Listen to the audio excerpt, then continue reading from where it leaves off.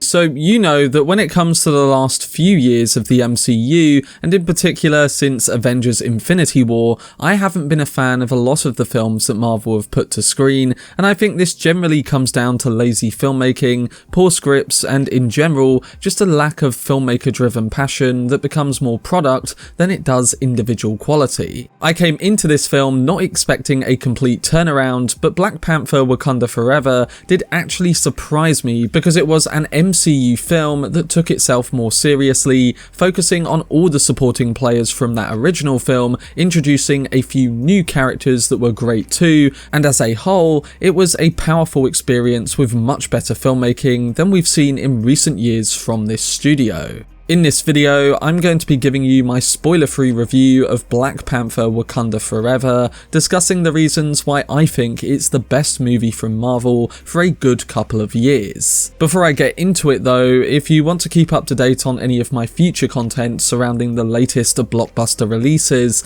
then don't forget to support this upload by giving it a like rating, subscribing to the channel, and turning on your notifications. But without further ado, let's dive into my review for Black Panther Wakanda Forever.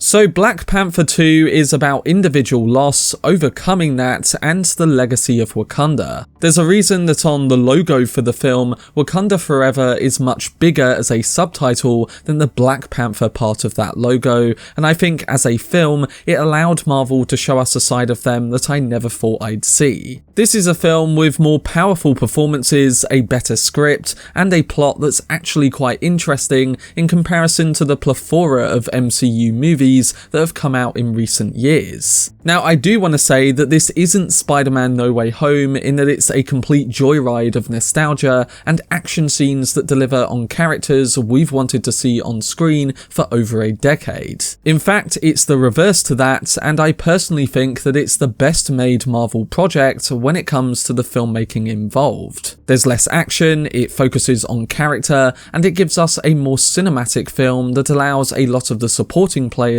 that weren't as prominent in the original the time to shine. They are respectful to Chadwick Boseman and the legacy that everyone has to carry forward following his death, and while this film does miss the presence of him, it still keeps him firmly in mind and focuses on how everyone is dealing with that, all while a potential new conflict is brewing. I honestly think that the first 2 hours of Wakanda Forever was well paced, and other than a few unnecessary scenes and additions, with Dominique Thorne's Ironheart, I think most of the cast really drive this over the line. In particular, I was actually quite shocked that Letitia Wright's Shuri was able to give us a much deeper character in the sequel, and at times I was watching the film thinking, is this the same Shuri I saw in the original Black Panther? But it's totally right to feel that way because other than moments in the final battle when she suits up, I think she does a brilliant job of making the audience feel what she's going through, and it's not like in the original where we'd get scenes of her dropping cringe humour that fail to make a comedic impression. Here she is a much more connectable character,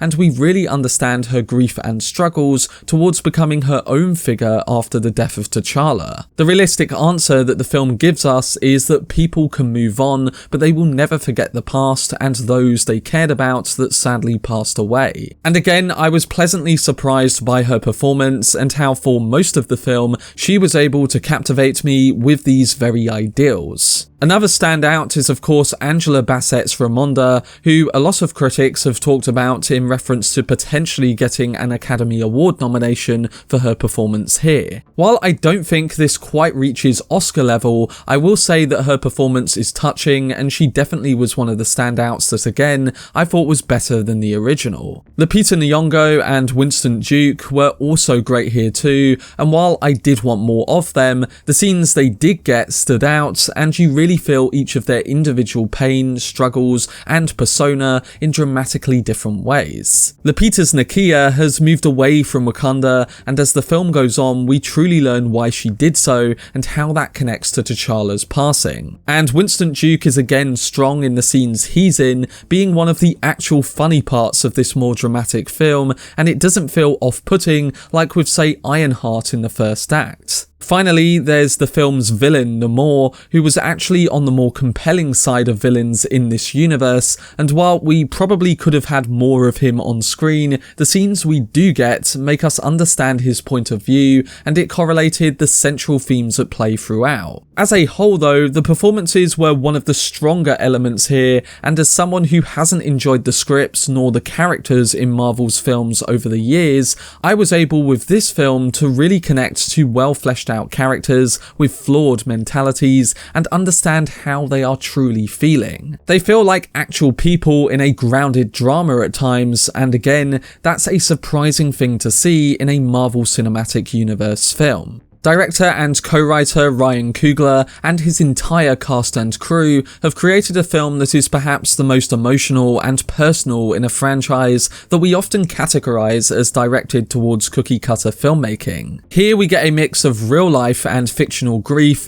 where characters deal with loss and try to move forward just as much as those in the real world that felt the passing of Chadwick Boseman. Alongside this, the plot supplies a deeper social backdrop to all the drama, with two forces going up against each other in a moment of rising conflict. The message is of course that they should be working together instead of trying to destroy one another, and it's their distinct mentalities and pasts that really put that in line well through Coogler's well-crafted script. In the plot, Wakanda is in the process of mourning the death of their king, and in this time of grief, others seek out the opportunity to capitalize on the nation's weakened moments and get a hold of the vibranium under its land. But following a drilling operation, there is an attack from another secret world power, putting the blame on Wakanda in the process. That power is an advanced undersea civilization called Talokan, led by the mutant Namor, who initially tries to get Wakanda's help in dealing with the outside world. Things escalate from this moment onwards, and it becomes more of a film about individuals and their distinct reactions and feelings towards this new potential threat of war. That's because when it comes to Shuri, we get the more internal war surrounding guilt and grief, alongside the eventual desire to stop Talokan and Wakanda from destroying their potential futures. So overall, a much more interesting plot that focuses on the individual characters more than a lot of recent Marvel films have. I will say that the big weakness for me came in the last 30 minutes of the film, as just like with previous Phase 4 entries, Marvel see the need to constantly rely on badly produced CGI final battles that quite honestly takes you out of the drama that was working so well in the first two acts of the film. The message of the final battle was well delivered though, and the few scenes that followed it did too, but it does take me out of the experience when the CGI is so overwhelming, and a lot of the powerful characters have molecular helmets identical to Iron Man in the last Avengers film. I liked some of the practical and digital effects earlier on in the film, but the final one went a bit too far in the opposite direction, which is what I also felt about the original film too. Still, this is a much better example when it comes to filmmaking and crafting a grounded tone within that, and it really was a breath of fresh air. For me, the movie never drags because on one side it feels intimate, but it also brings that cinematic and epic feel that a blockbuster of this size has to deliver well. The melancholic tone infused into the structure of Wakanda Forever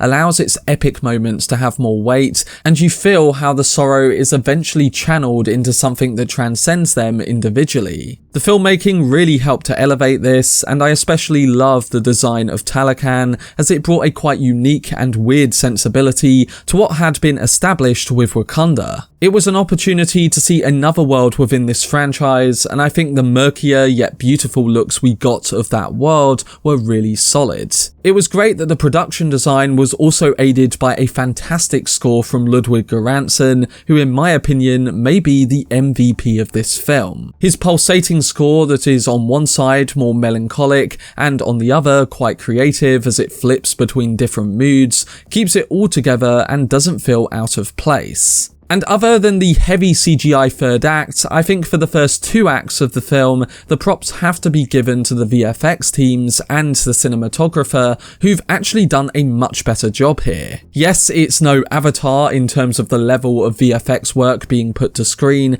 but it's definitely the best Marvel have done in a good few years, and you can sense that Ryan Coogler really wanted this film to look good on the big screen, and a lot of shots look finished in comparison to say Thor: Love and Thunder, where the VFX work was really bad at times. Overall, the production goes in hand with the performances, and that just really helps to elevate a more interesting plot, which again took me by surprise. I think it was a unique opportunity for Marvel to make this kind of film, one that builds on all the emotions and obstacles that these characters would be facing after their loved one died. It's a film that did its job, and one that quite frankly, I'd be willing to rewatch more than most of the recent MCU projects.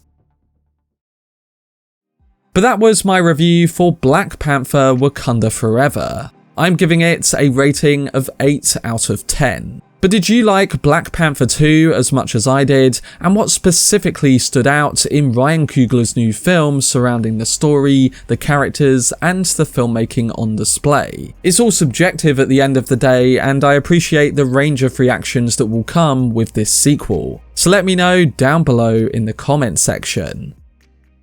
For more videos on future Marvel releases and reviews on upcoming blockbuster films, then subscribe to the channel and turn on your notifications. Also, if you enjoyed this video, remember to leave a like rating and follow me on social media via the links in the description. But anyway, I hope you guys enjoyed it. I've been Cortex, and as always, make some noise.